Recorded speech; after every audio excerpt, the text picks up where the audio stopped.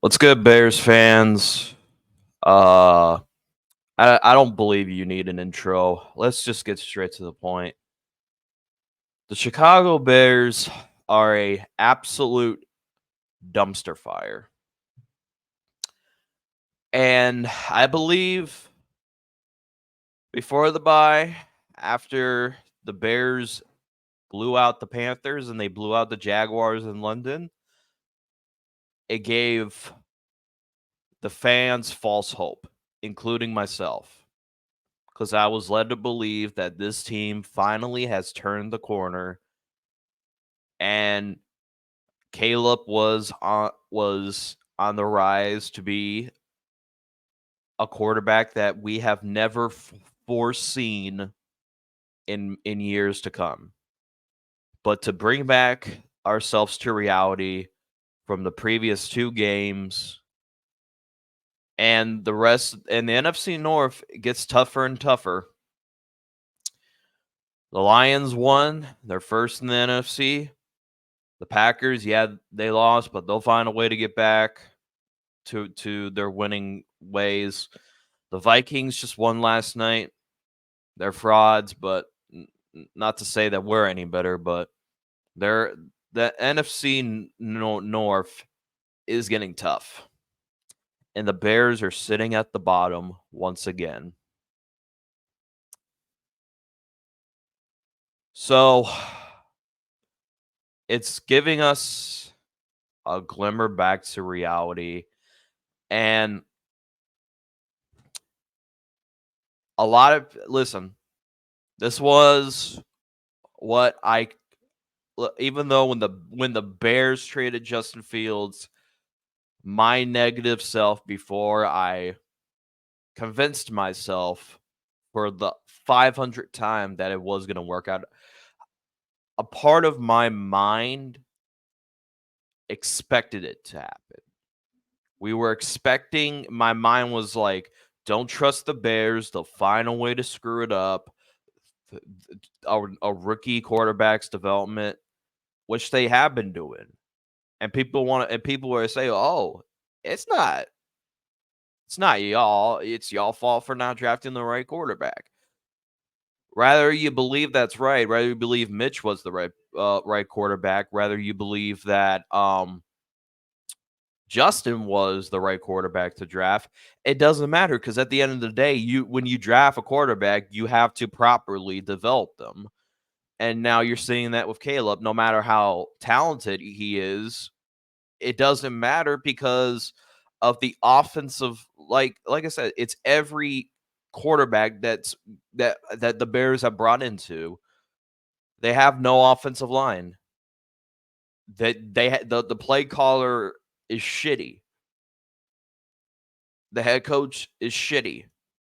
Well, except for Lovie Smith, but the Bears decided to fire him after a 10-6 year. But ever since then, the Bears have not the Bears can't get it right. And Waldron, how do you go from resurrecting Geno Smith's career to being a complete fucking bum?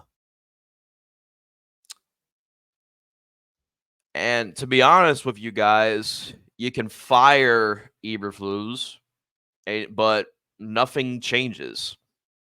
And people want to talk about Ben Johnson. We're not going to get Ben Johnson. I hate to tell you that.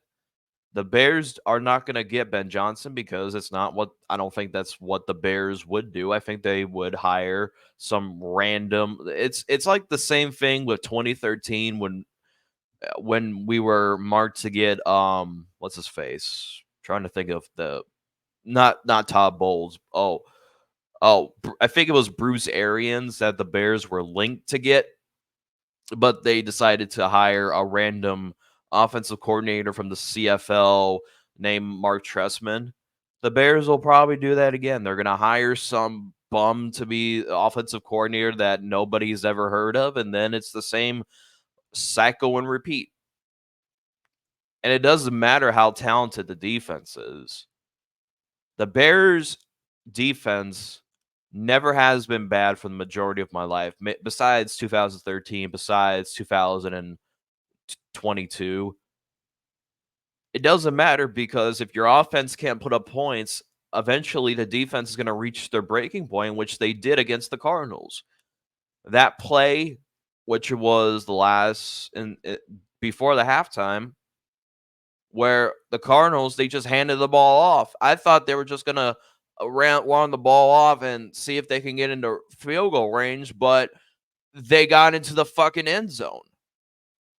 And the Bears did not learn from their mistake from Washington. They did the same exact concept. Only difference was there was no player taunting the fans.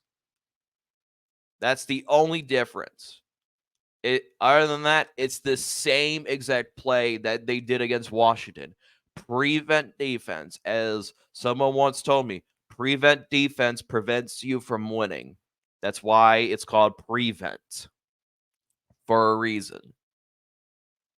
And obviously Eberflus took accountability for that at the post game, but I still want Eberflus fired because even though I think Caleb, it's being reported that he's fine, why would you have Caleb in there in garbage time when it should be the other quarterback, Tyson Bagent? And I know there's some percentage of the Bears fan base that wants Tyson Bagent to start.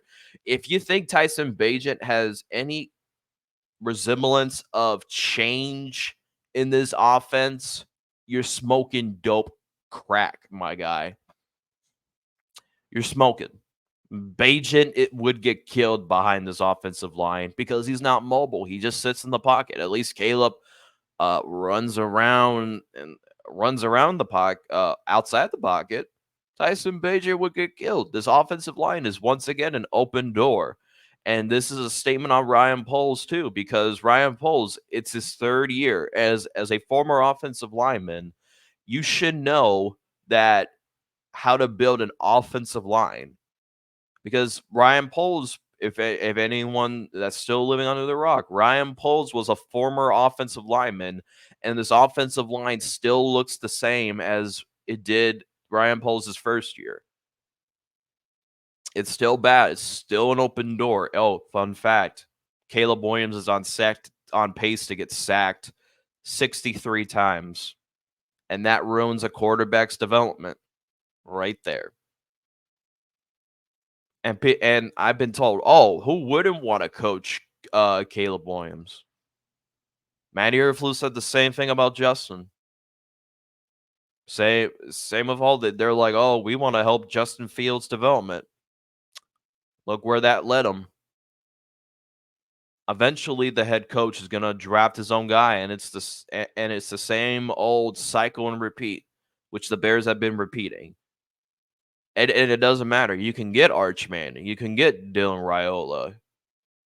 You can get a next upcoming quarterback that's claimed to be generational. No matter how generational the quarterback is, the team is just bad. And with how talented players that the Bears have, because we talk about DeAndre Swift, which had me eating crow because I wanted DeAndre Swift bench. You have DJ Moore, who wasn't even he was barely even targeted this game. You have Keenan Allen. Yeah, Keenan Allen drops, but he's an important player. You have Rome Odunze, which Rome had a good game this game, so at least there's some bright spot to probably, hopefully, for the new future. You have, and plus, why are you not targeting Cole Kmet? Cole Kmet had 0 targets. 0. He had a donut of targets. Waldron, if it's not broke, don't fix it. You targeted Cole Kmet a lot in the Jaguars. You saw how it looked. It looked good. You got you a blowout win. But in the past 2 games, Cole Kmet has only had 1 target. And he caught it. So why are you not targeting Cole Kmet? Why are you not targeting DJ Moore? Why is Rome? And I get it. I like Rome. Don't get. I think Rome is going to be eventually a good wide receiver for us eventually.